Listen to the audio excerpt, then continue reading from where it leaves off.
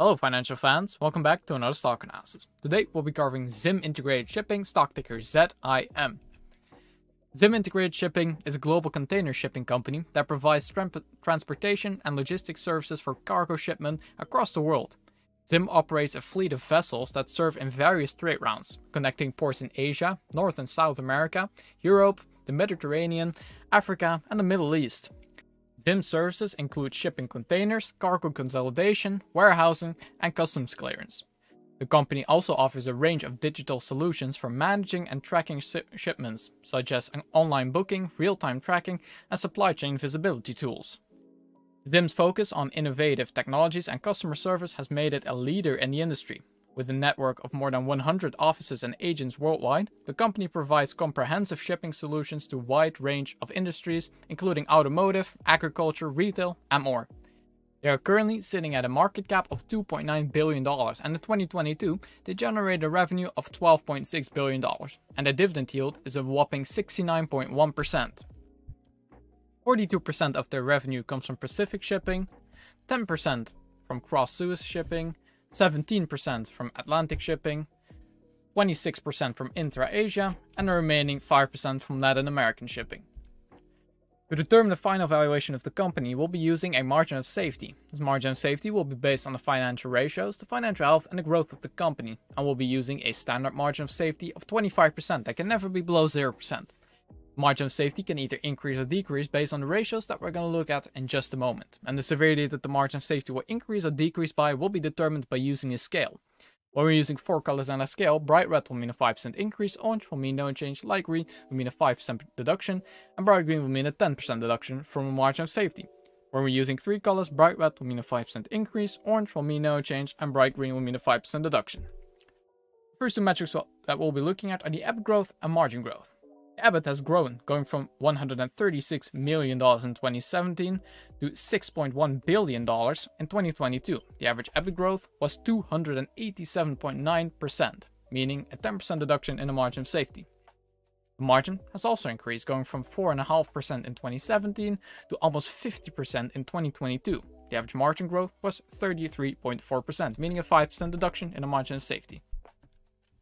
The next two ratios that we'll be looking at are the dividend growth and payout ratio. Dividends have gone up, going from $4.50 a share in 2021 to $27.52 a share in 2022.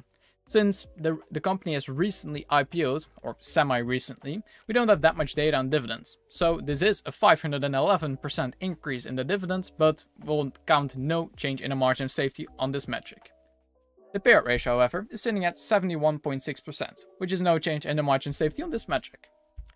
The final two metrics that we'll be looking at are the debt to EBITDA ratio and return on invested capital. To get a debt to EBITDA ratio, we have to take the debt of the company, subtract the cash from it, and divide it by the EBITDA. Out of this, we get the amount of years of EBITDA it takes for the company to pay off all of their debts. And as you can see in the top left, their cash position is currently greater than their debt position, meaning that they can pay off all of their debt just using their cash. This indicates a 0% debt to EBITDA ratio because they have no net debt. And this is a 5% deduction in the margin of safety. Their return on invested capital is sitting at 56.9%, meaning a 5% deduction in the margin of safety once again. Looking very good so far for ZIM. Let's go look at the valuation models next to determine the intrinsic value of the company. The first valuation model that we'll be using is the discounted cash flow model. I've imported the free cash flow of ZIM going from 2019 to 2022. The average growth rate in free cash flow annually during this period was almost 206%. Since shipping was in a massive bubble, I'm projecting an expected decline in this case in the free cash flow of minus 40% annually. With this, we can determine the future free cash flow for ZIM and determine a terminal year of valuation using a perpetual growth rate of 3% and a discount rate of 9%. This gives us a sum of free cash flow of $7.5 billion, and to get an equity value, we have to add the cash and equivalents and subtract the debt, giving us an equity value of $7.8 billion. All we have to do then, to get our intrinsic value of this model, is to divide it by the amount of shares outstanding, giving us a discounted cash flow price per share of $65.51, which is a 173.17% upside out of this model. The second model that we'll be using is the dividend discount model. I've imported the dividend payouts from 1 year ago and the current year. The average growth rate in dividends was of course this 1 year with a 511% increase. But in the future I'm expecting their dividend growth rates, or all of their future growth rates in dividends, to be minus 40%. And we'll once again be using a discount rate of 9% in this valuation. So the company is worth, out of this model, $33.70 based on the future expected dividend payouts. This is a 40.53% upside out of this model. The third model that we'll be using is Graham's device valuation formula. In this model we look at the earnings per share that ZIM is generating, the growth rate estimate projected by Wall Street, and the current yield of AAA corporate bonds in relation to the average yield of AAA corporate bonds, which is always sitting at 4.4. And we go by the theory that a company of no growth is always sitting at a PE of 7. Looking at all of these metrics, we get a fair value of $77.44 out of this model, which is a 222.94% upside out of this model. And the last model that we'll be using is the mean reversion theory.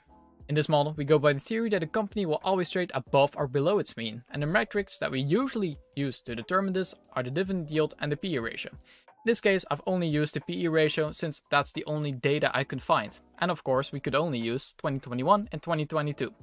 And on average, this PE ratio of these 2 years has been sitting at 0.76, and the current PE ratio is sitting at 0.54. This gives us a fair value out of this model of $33.53, which is almost a 40% upside out of this model. If you want access to all of the models that I use in my videos and much more, you can check in the description for my Patreon link. Anyways, getting my self-promotion out of the way, let's go look at the final overview of a valuation next. Looking at our final overview, we've imported discounted cash flow, discounted dividend, Graham's valuation. We haven't used the multiple valuation since it gave crazy upsides, since it appears had just a little bit of a higher PE ratio, which gave it a massive upside. So we have not used this model, but we have used the mean reversion theory also. This gave us an average price per share of $52.54. Our margin of safety we've determined earlier, using a standard margin of safety of 25%, deducting it by 5% for the debt to EBITDA, 10% for the EBIT growth, 5% for the margin growth, and another 5% for the return on invested capital, giving us no margin of safety at all. This means our fair value is the same as the average out of all of our models, giving us the same fair value of $52.54.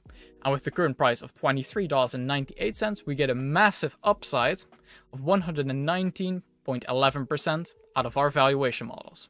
So it's indicating a massive buy. Keep in mind though that shipping still is or has been in a bubble, so be cautious when using this valuation. Anyways, if you want to see any stock analysis videos on other companies that you would like to see, please let me know in the comments. And thanks for watching.